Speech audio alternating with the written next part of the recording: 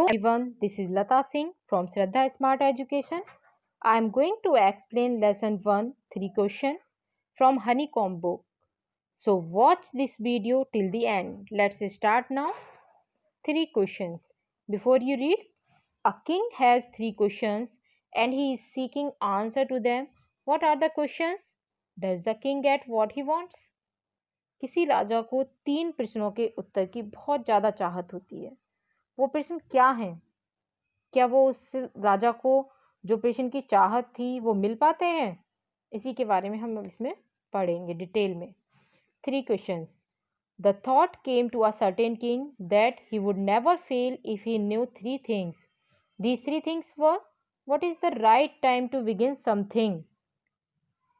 Which people should he listen to? What is the most important thing for him to do? किसी शासक के मन में ये विचार आया कि यदि उसे 3 बातों की जानकारी हो जाए तो वो कभी भी फेल नहीं होगा. ये 3 बातें थीं. किसी काम को शुरू करने का सही समय क्या है, किन लोगों की सलाह लेनी चाहिए और कौन सा काम करना सबसे ज़्यादा महत्वपूर्ण है. The king therefore sent messengers throughout his kingdom, promising a large sum of money to anyone who would answer these 3 questions. अब जो राजा था, इस कारणवश उसने अपने राज्य में चारों ओर मैसेंजर्स को भेज दिया कि जो भी व्यक्ति उसके 3 प्रश्नों के सही उत्तर देगा उसे बहुत ज़्यादा मनी दी जाएगी, भारी राशि दान की जाएगी. So many wise men came to the king, but they all answered his questions differently. बहुत सारे बुद्धिमान व्यक्ति राजा के पास पहुंचे, पर सभी के उत्तर जो थे वो एक दूसरे से डिफरेंट थे. In reply to the first question, some said the king must prepare a timetable and then follow it strictly. पहले प्रश्न के उत्तर में कुछ लोगों ने कहा कि राजा एक समय सारणी तैयार कर ले तथा उसको बहुत ज़्यादा स्ट्रिक्टली फॉलो करे. Only in this way, they said, could he do everything at its proper time. Others said that it was impossible to decide in advance the right time for doing something. अब इसी तरह से सभी सही समय पर, मतलब हर काम को बिल्कुल सही समय पर कर सकेगा. अगर वो समय सारणी तैयार कर लेगा, टाइम टेबल बना लेगा राजा, तो सारे कामों को सही समय पर कर सकेगा. और दूसरे लोगों ने कहा कि किसी काम को करने का सही समय पहले से निश्चित कर पाना बहुत ज़्यादा असंभव है. राजा को चारों ओर की जो परिस्थिति थी उन पर अपनी नज़र रखनी होगी और मूर्खतापूर्ण जो काम है, ठीक है, उनसे बचना होगा. जो भी प्लेजर है अवॉइड करना होगा, फुलिश प्लेजर को. And always do whatever seem necessary at that time. और वो सदा वही कार्य करे जो उस समय आवश्यक दिखाई दे. Yet others said that the king needed a council of wise men who would help him at the proper time. लेकिन अन्य लोग बोले कि राजा को बुद्धिमान व्यक्तियों की एक समिति की आवश्यकता है जो उसे सही समय पर काम करने में मदद करेंगी.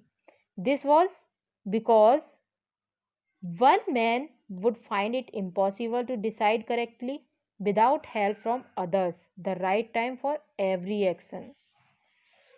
अब इसका कारण यह था कि कोई एक व्यक्ति अन्य लोगों की मदद के बिना किसी काम को करने का सही समय निर्धारित नहीं कर सकता.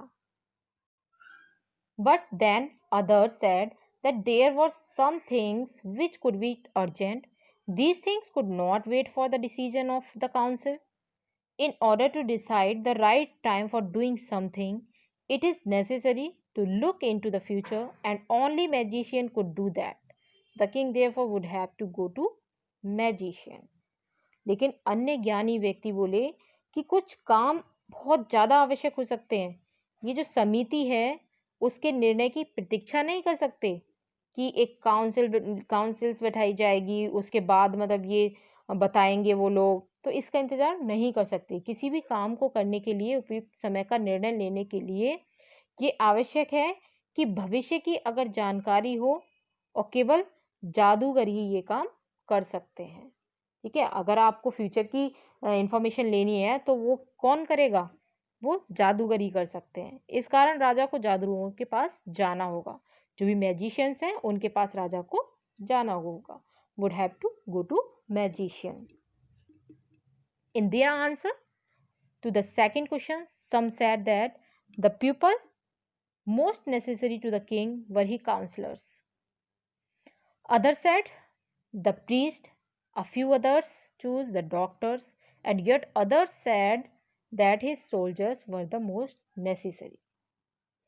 अब उसके प्रश्नों के उत्तर इतने ज़्यादा मतलब अलग थे बिल्कुल in their answer to second question, लेकिन जो दूसरा क्वेश्चन था उसका राजा का दूसरे क्वेश्चन में जो दूसरा क्वेश्चन का आंसर आ रहा था, ठीक है, उसमें कुछ लोगों ने बताया कि राजा के लिए सबसे ज़्यादा महत्वपूर्ण लोग उसके मंत्रीगण हैं, काउंसलर्स हैं। और अदर सेड, और अन्य लोगों ने बताया कि पुजारी, प्रीस्ट हैं। अ फ्यू अदर सेड, और कुछ ने बताया कि डॉक्टर्स हैं। एंड येट अदर सेड, और अन्य लोगों ने कहा कि सैनिक ही उसके लिए बहुत ज़्यादा आवश्यक हैं, जो उसके सोल्जर्स हैं। तो राजा तो बहुत ज़्यादा कंफ्यूजन में हो गया था इसके बाद।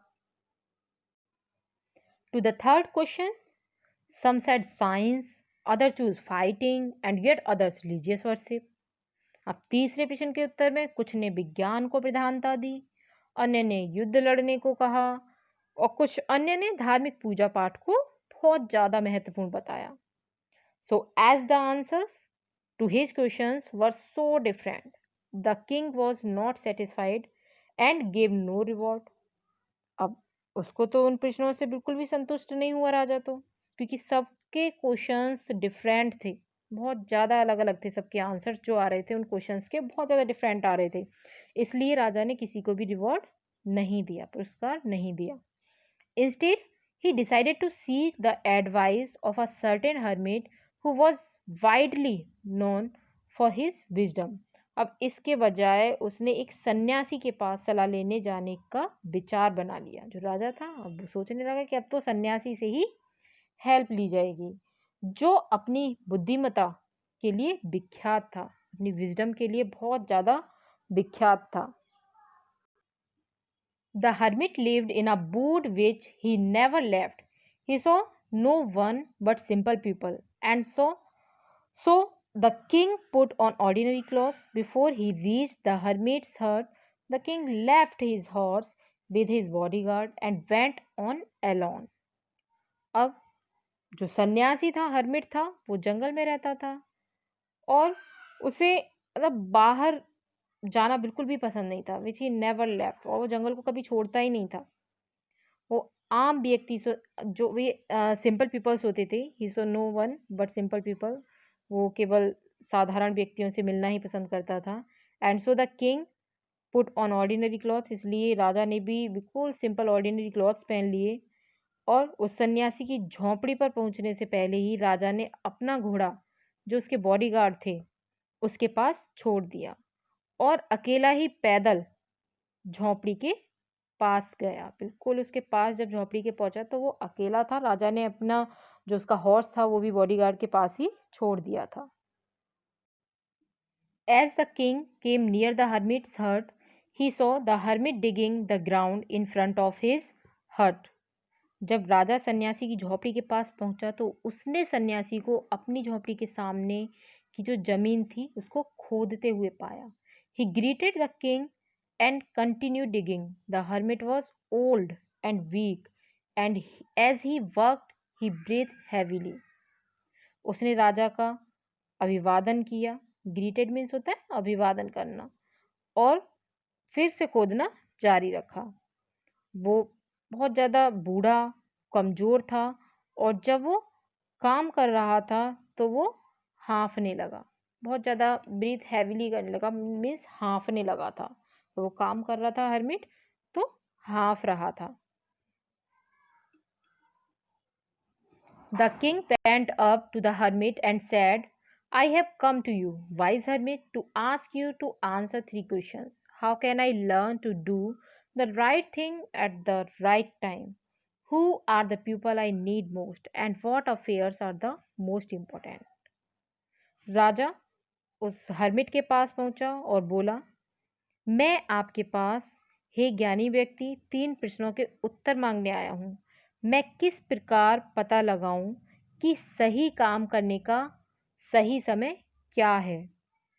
किन व्यक्तियों की मुझे सबसे ज़्यादा आवश्यकता है? और कौन कौन सा काम सर्वाधिक महत्वपूर्ण है? सबसे ज़्यादा महत्वपूर्ण काम कौन सा है? The hermit listen to the king but did not speak.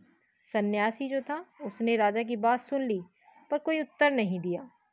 He went on digging.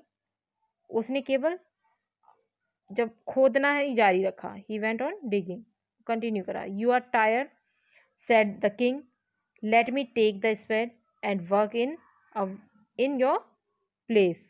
अब वो जो राजा था वो बोल रहा है कि आप मुझे अपनी जो आपकी फावड़ा है, ठीक है, उसको मुझे दे दो।